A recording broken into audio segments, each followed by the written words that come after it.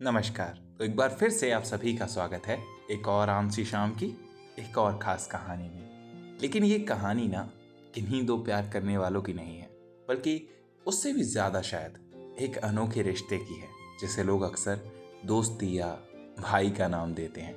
लेकिन न जाने क्यों इस रिश्ते का ये आखिरी पन्ना बाकी कहानियों से हमेशा अलग है, हमेशा खास है। एक रिश्ता चुना था परिवार बनाने के लिए, लेकिन कौन जानता था कि वी आर ब्रदर्स की कहानी वी वर ब्रदर वंस पे खत्म होगी।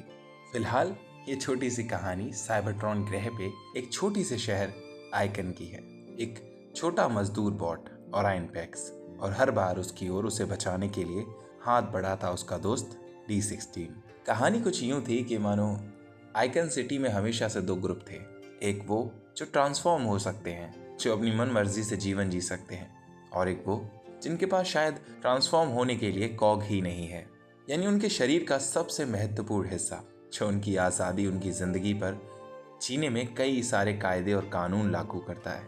जैसे सत्ता का ये खेल कहीं भी चले, किसी भी प्लेनेट पे, किसी भी कहानी में, किसी भी पन्ने पे उन्हें बांटना आता है। और शायद इसलिए जिन बॉट्स के पास कॉग नहीं था, उनके लिए सेंटिनल प्राइम का ये नियम था कि वो लोग वही काम करेंगे जिसे ट्रांसफॉर्म होने वाले बॉट्स छोटा समझते हैं। और क्या जगह है इनकी प्लेनेट पे, ये सब सिर्फ बेकार टीन के डब्बे हैं।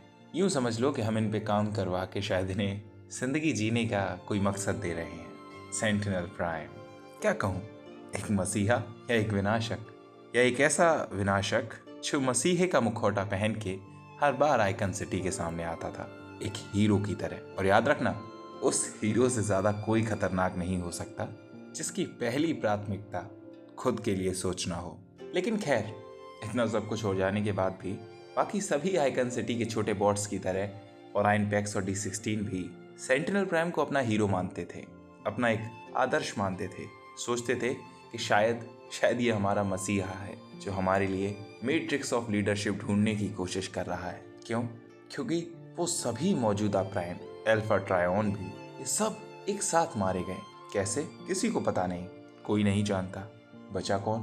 सिर्फ सेंटिनल प्राइम, यानी आइकन सिटी की आखिरी उम्मीद। अब बात बहुत सीधी है कि मैट्रिक्स ऑफ लीडरशिप साइबरट्रॉन के सबसे बड़े लीडर के पास होनी चाहिए, और जब तक कोई लीडर बनने लायक ही नहीं है, मैट्रिक्स ऑफ लीडरशिप उसे चुनेगी नहीं।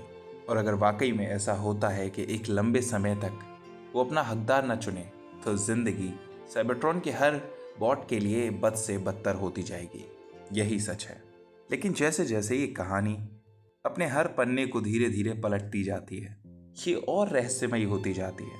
जैसे ओराइन पैक्स और D16 का एक अनोखा सफर, B127 और एलिटा के साथ एक ऐसी जगह, एक ऐसे मोड़ पे खड़े हो जाना जाके जहां सामने अल्फा ट्रायन है, और वो उन्हें ये बता रहा है कि उस दिन हमारे सभी प्राइम बहादुरी से लड़ सकते थे और जीत भी सकते थे शायद। लेकिन मुझे अफसोस है कि हम नहीं जीत पाए। हमने अपना सब कुछ खो दिया, क्योंकि शायद उस दिन हमें हराने के लिए दुश्मनों के अलावा भी कोई उनके साथ था, कोई ऐसा जो हमारे बारे में सब कुछ जानता था।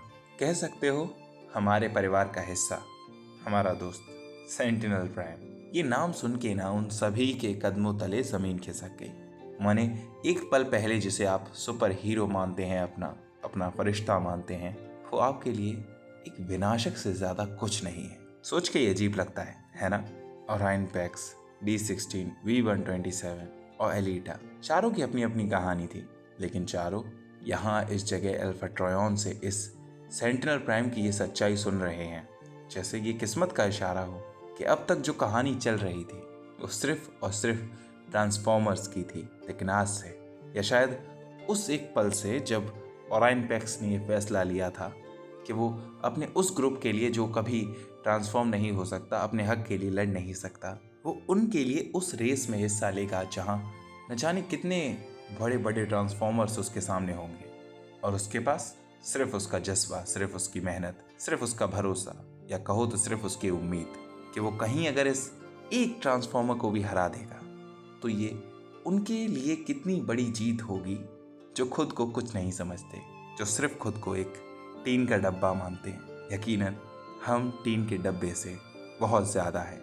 और जब उसने उस रेस से, अपनी उस कोशिश से लोगों को ये सिखाया कि हम कुछ भी कर सकते हैं, हमारा भी कोई वजूद है, हम भी इस प्लेनेट का हिस्सा हैं।